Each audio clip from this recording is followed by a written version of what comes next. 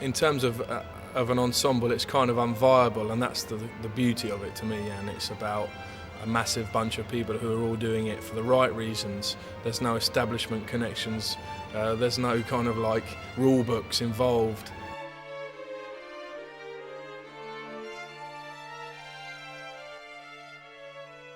Heritage Orchestra came out of a club night called Heritage that was going on at Cargo, which I was promoting at the time, and that was all about getting sort of classical and jazz and dance beats all mixed up in an evening.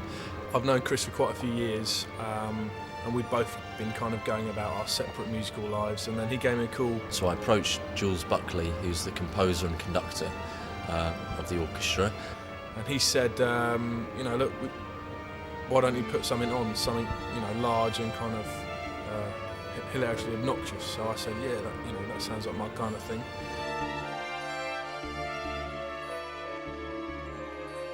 We thought, why don't we do an orchestra? You know, let's go for some sort of orchestra in a club. You know, who does that?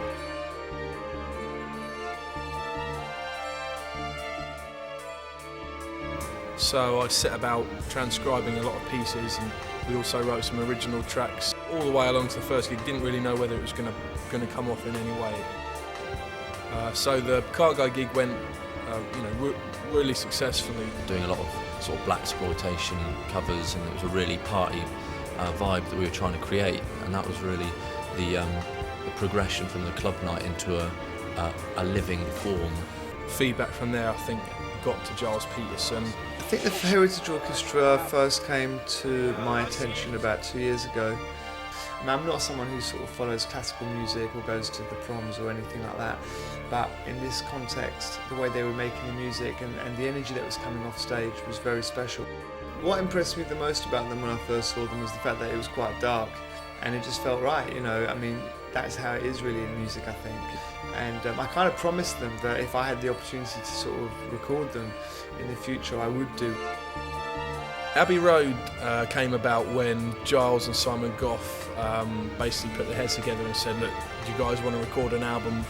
You know, can we do this, basically? And we were like, yep, of course we can do this. Yeah, I think on the first morning everybody was kind of hit with sort of Abbey Road fever. But that's cool, and it's the best way to kind of get everybody up for recording in a positive environment. I've gone on to bring them over to a few places around the world. We went over to Montreux last year, and which is like, you know, the international jazz festival in the world. No one had heard of us before then. And the next thing we know, we're headlining in Montreux.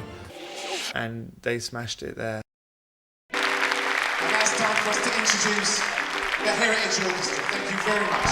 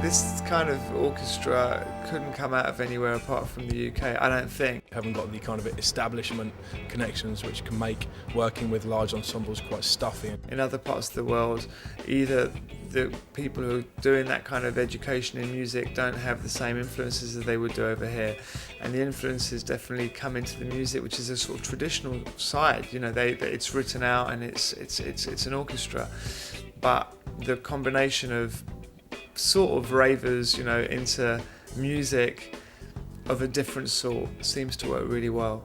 So hopefully there'll be more.